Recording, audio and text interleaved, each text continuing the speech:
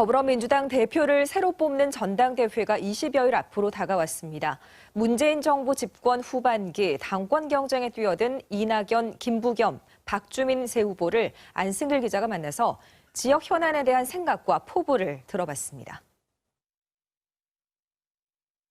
충분치는 않을 것입니다. 특히 전라북도 도민들의 기대에 비하면 미흡한 것이 있을 것이다 하는 걸 인정합니다. 그러나 대통령께서 전라북도를 7번 오셨더라고요.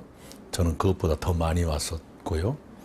그리고 특히 새만금에 대해서는 1조 원 이상의 예산이 투입되었고 개발공사를 신설했고 개발청을 또 새만금으로 이전했고 과거보다는 좀 속도가 나고 있을 겁니다.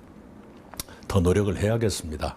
여러 가지 전라북도가 꿈꾸고 있는 여러 사업들, 이런 사업들이 차질 없이 진행되고 전국적인 균형 발전이 힘있게 추진된다면 조금은 나아지지 않겠나 생각합니다. 역시 노력을 많이 하고 있지만 많이 부족할 겁니다. 전체적으로 우리 국세와 지방세 비율을 그동안 8대2된 것을 7대3으로 지금 바꾸고 있는 중이고요. 제가 행안부 장관 때도 정말 노력을 많이 했습니다. 아마 기초지자체까지 도달하면서 그 효과가 있을 때까지는 시간이 좀 걸릴 겁니다. 그러나 전북 자체가 저는 잘할 수 있는 부분에 대한 저희들 지원을 강화하겠습니다. 예를 들면 전북이 지금 원하는 게 자산 중심, 자산 운용 중심 금융도시를 만들겠다는 꿈이 있지 않습니까? 그 부분에 대해서 확실히 우리가 계속 지원을 아끼지 않겠습니다. 사실 이제 전북 지역이 최근에 GM 공장 철수라든지 등등등에서 경제적으로 굉장히 어려움을 겪고 계세요. 정부 나름대로 거기에 대한 해결책을 찾기 위해서 여러 가지 이제 애를 쓰고 있습니다. 아시다시피 뭐 분산형 일자리를 시도한다든지 새만금 관련된 법을 개정해서 좀 개발을 촉진한다든지 이렇게 하고 있는데 아직까지 이제 실효적으로 피부에 와닿는 부분이 좀 부족하다 보니까 서운해하실 수 있다고 생각합니다. 그 부분에 있어서는 저희 당이 좀 더 책임지고 열심히 챙기겠다는 말씀 드리겠습니다. 전라북도가 이미 기반을 가지고 있는 산업과 관련되는 공공기관 또는 전략적으로 키우고자 하는 산업과 유관한 공공기관을 유치했으면 좋겠다고 생각합니다. 예를 들면 국민연금과 관련되는 공공금융기관 중에 남은 것, 농생명 스마트밸리와 관계되는 것 중에 혹시 남은 것이 있는가? 그리고 새만금이 아마 세계적으로도 손꼽히는 규모의 재생에너지 단지가 될 텐데 그와 관련된 기관들, 이런 데 집중해서 유치하면 경제 효과가 커질 수 있을 것이다.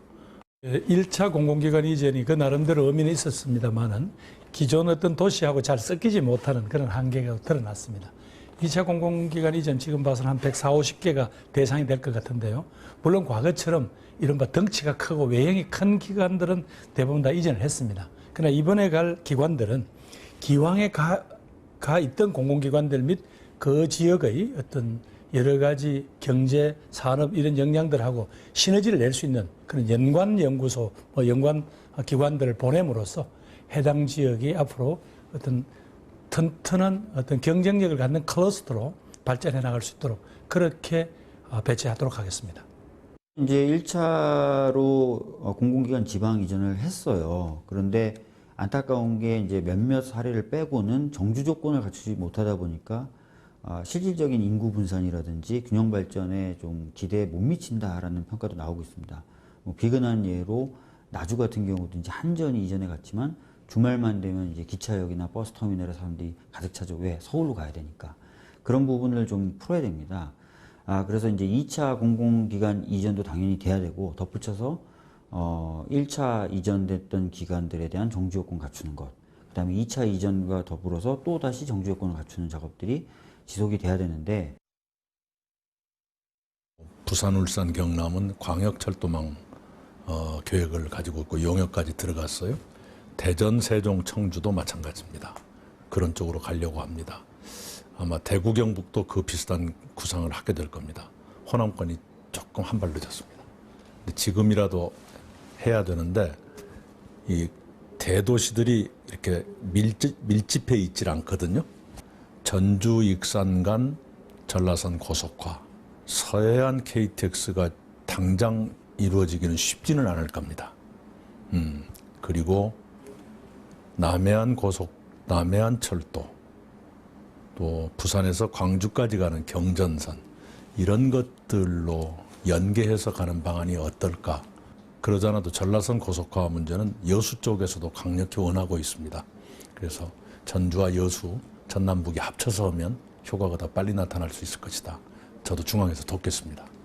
저는 우리 정부가 작년에 발표한 대로 전국을 2시간 이내에 도달할 수 있는 또 그런 권역으로 만들어주겠다는 우리들의 정부의 약속도 있고요. 또 내년에 확정될 제4차 국가철도망 계획에 반드시 이 내용이 반영이 돼서 고속화하도록 돕겠습니다. 기업을 유치하려고 해도 기본적인 인프라는 있어야 됩니다. 그 인프라 중에 핵심이 교통망이에요. 전라선도 이제 그런 취지에 비춰봤을 때는 굉장히 필요한 부분이라고 생각합니다. 교통 인프라라든지 각종 인프라를 국가의 재정으로 건설을 할 경우에는 예비 타당성 조사라는 걸 거치게 되는데, 이 재밌는 게 이 예비 타당성 조사라는 건 인구가 많거나 그래서 수요가 많은 지역에서는 잘 나옵니다. 근데 인구가 없거나 그런 그런 지역에서는 예비 타당성 조사하면 결과가 잘 안 나와요. 당연하죠. 근데 그렇다고 해서 그러면 그런 수치적인 결과만 보고 재정 투입을 결정하다 보면은 소외된 지역은 계속 소외되게 되는 이상한 결과를 낳게 됩니다. 그래서 정무적으로 정책적으로 필요한 부분은 예타를 면제한다든지 하는 적극적 조치가 필요한데, 경우에 따라서는 정부가 그런 노력을 할 수 있도록 당에서 여러 가지 이야기를 해야 될 필요가 있다고 생각합니다. 우선 남원의 공공의료대학원 빨리 돼서 공공의료 인력 그 공급이 시급하거든요. 빨리 그 수요에 부응할 필요가 있겠고요. 2023년 잼버리 성공. 그동안에도 지원을 협의해 왔고 제가 현장도 몇 차례 갔습니다만 지금부터 속도를 내야겠습니다. 그래서 그 일이 전라북도의 인프라나 관련 산업 발전에 기여하도록 하는 것이 중요하겠다. 모두 관심 있는 게 핵심 도시 안에 있는 저기를 앞으로 자산 운용 중심 어떤 금융 허브로 만들겠다는 꿈이 있으시죠? 그 부분은 확실히 이제 돕겠습니다. 그다음에 전통 제조업에서는 지난번에 이제 1차에서는 탈락을 했습니다만 3단 대개조에 우리 전북이 들어가서 예를 들면 이제 군산을 중심으로 한 이런 지역 내에 어떤 미래 경쟁력을 갖추도록 하는 것, 그거 꼭 챙기겠습니다. 군산이라든지 또 새만금이라든지 이런 부분에 산업적인 어떤 기반들이 굉장히 약해지고 있거나 또는 갖춰지지 못하고 있지 않습니까? 그러다 보니까 지역 경제 기반이 약해지고 그러다 보니까 또 인구가 많이 유출돼서 수도권으로 오고 있는 현상이 벌어지고 있습니다. 이 부분에 있어서는 좀 확실한 대책, 그리고 장기적일 수 있지만 꾸준한 대책들이 필요합니다. 그래서 그 지역의 국회의원들을 포함해서 전당이 힘을 모아서 그런 부분에 대해서 확실한 해결책도 내놓고 꾸준하게 시행하겠다라는 말씀 드리겠습니다. 당선 인사도 끝나기 전에 9월 1일부터 정기국회가 시작됩니다. 그 국회가 연말까지 넉 달 동안 내리 열리게 될 것입니다. 그 넉 달 동안 경제 회복, 민생 안정, 균형 발전, 개혁 입법, 이 모든 것들이 그 넉 달 안에 국회에서 매듭지어져야 됩니다. 그만큼 중요합니다.